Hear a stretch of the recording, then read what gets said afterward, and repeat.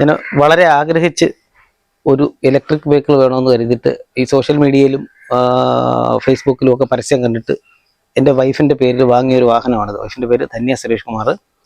അപ്പോൾ അവളുടെ പേരിൽ വാങ്ങിയൊരു വാഹനമാണ്. കൊട്ടാരക്കര മുത്തൂറ്റ് ടാറ്റ കരിക്കത്തുള്ള ഷോറൂമിൽ നിന്നാണ് ഈ വാഹനം വാങ്ങിയത്. ഈ വാഹനം നമ്മുടെ തലയിൽ കെട്ടിവെച്ചതാണ്. അവർക്ക് വലിയ സാമ്പത്തിക ലാഭം ഉണ്ടാവണം, നമുക്ക് നഷ്ടം വരണമെന്ന് ഒരു ചിന്തയോട് കൂടി തന്നെ ചെയ്തതാണ്. എന്താ അങ്ങനെ പെട്ടെന്ന് ആദ്യം തന്നെ കയറി പറഞ്ഞതെന്ന് വെച്ചാൽ, ഈ വാഹനം എടുക്കുന്നതും ഡെലിവറിയും കാര്യങ്ങളൊക്കെ വളരെ ഗംഭീരമായിരുന്നു. ഫിനാൻസ് കാര്യങ്ങളിലായിട്ട് 11,35,000 ഈ വാഹനത്തിന്. ഇതിന്റെ പേര് Tata Tiago EV X+ ZX plus എന്ന് പറയുന്ന വാഹനമാണ്. അതിന്റെ ഫുൾ ഓപ്ഷന്റെ തൊട്ടു താഴത്തെ വാഹനമാണിത്. അപ്പോൾ ഇതിന്റെ ഡെലിവറി എല്ലാം കഴിഞ്ഞ ഡെലിവറി എന്ന് പറഞ്ഞാൽ വളരെ ഗംഭീരമാണ്. ഞാൻ ഫോട്ടോയോ വീഡിയോകളൊക്കെ ഇട്ട് തരാൻ പറ്റുന്നതാണ്.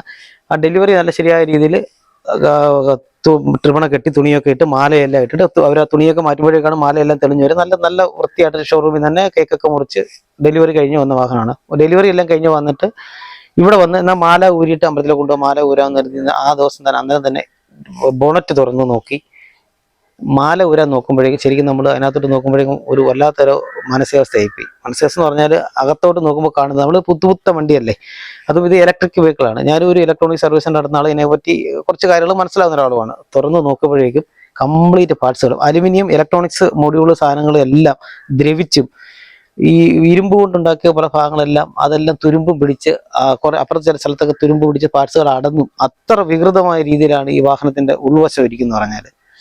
പക്ഷെ ശരിക്കും മാനസികമായിട്ട് നമ്മൾ ആകെ തകർന്നു പോയി. പ്രത്യേകിച്ച് നമുക്കറിയാം, ഒരാളൊരു പുതിയ വാഹനം എടുത്തുകൊണ്ട് വരുമെന്ന് പറഞ്ഞാൽ അവരുടെ എനിക്ക് വേറൊരു വാഹനമുണ്ട് അതുകൂടെ ഒഴിവാക്കിയിട്ട് വേണം ഇതിന്റെ കാര്യങ്ങൾ മെയിൻറ്റെയിൻ ചെയ്യാൻ. ആ ഒരു ആഗ്രഹത്തിൽ വാങ്ങുന്ന ഒരു വാഹനമാണിത്.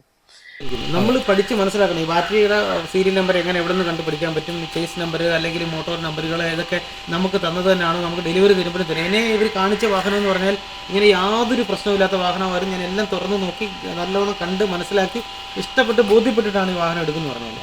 പക്ഷേ ഈ തന്ന വാഹനം ഇങ്ങനെയായിപ്പോയി. അവർ വിചാരിച്ചിട്ടുണ്ടാവും നമ്മൾ തുറന്നു നോക്കണം. ഇനി നിങ്ങൾ തന്നെ മനസ്സിലാക്കിയാൽ മതി. ഞാനിത് ഈ ഒരു ആവശ്യത്തിൻ്റെ അമ്പലത്തിൽ പോകുന്ന ഒരാളല്ല, തുറന്നു നോക്കണ്ട മാല കടന്നിട്ട് എന്ന് വിചാരിച്ചിട്ട് ഇത് ചിന്തിക്കാൻ പോയില്ല, ഉണങ്ങുന്നവരെ കിടക്കുകയോ എന്തെങ്കിലും ചെയ്തിരുന്നെങ്കിൽ 2 ആഴ്ച കഴിഞ്ഞ് പറയുമ്പോൾ അവർ സ്വാഭാവികമായിട്ടും പറയും ഇവിടുന്ന് എന്തെങ്കിലും സംഭവിച്ചെന്നല്ലേ പറയുള്ളൂ. ദിവസം ചെയ്തിനൊക്കെ ഇതാണ് അവസ്ഥ എന്ന് പറഞ്ഞാൽ. ചെയ്ത് തെറ്റിനുപരി അത് മറക്കാൻ ശ്രമിക്കുകയാണ് അവരാദ്യം ചെയ്തെന്ന് പറയുന്നത്. അപ്പോൾ വീണ്ടും കുഴപ്പങ്ങൾ പലയിടത്തും സംഭവിക്കും. അല്ല, അത് തെറ്റാണല്ലോ, അങ്ങനെ ചെയ്യാൻ പാടില്ല. നമ്മൾ അങ്ങനെ ആ ഒരു വിശ്വാസത്തിന്റെ നമ്മൾ പറഞ്ഞിരുന്നതാണ്. ഒരു കുടുംബത്തിന്റെ മൊത്തത്തിലുള്ള ചിന്തയും ആഗ്രഹമല്ലേ ഒരു വാഹനം എന്ന് പറയുന്നത്. അപ്പോൾ നിലവിൽ എൻ്റെ കുഞ്ഞുങ്ങളുടെ അവസ്ഥ എന്തായി, അമ്മയുടെ അവസ്ഥ എന്തായി, പ്രായമായ അമ്മയുടെ അവസ്ഥ എന്തായി, വൈഫിൻ്റെ അവസ്ഥ, എല്ലാവരുടെയും അവസ്ഥ വളരെ മോശമാണ്. എല്ലാവരുടെയും മുന്നിൽ നമ്മളൊരു പരിഹാസ കഥാപാത്രമായി. ഒരു വാഹനം വാങ്ങാൻ പോയി എന്ന് പറഞ്ഞിട്ട് അതിൻ്റെ പേര് ഇതിനകത്ത് നമ്മൾ പ്രത്യേകിച്ചും കട്ടതോ മൊത്തിച്ചതോ മറ്റു കാര്യങ്ങൾ ഒന്നും ചെയ്തിട്ടുണ്ടാക്കിയൊന്നും പൈസയൊന്നുമല്ല. വളരെ വളരെ കഷ്ടപ്പെട്ട് നമുക്കെന്നറിയുന്നൊരു 10,000 രൂപ ഒരു മാസം ഒരാൾക്ക് മാറ്റി വെക്കണമെങ്കിൽ എന്തുമാത്രം കഷ്ടപ്പെടുന്നു. ആ സ്ഥലത്താണ് ഞാൻ 15,000 രൂപ ഫിനാൻസ് അടക്കുന്നുണ്ടാവും.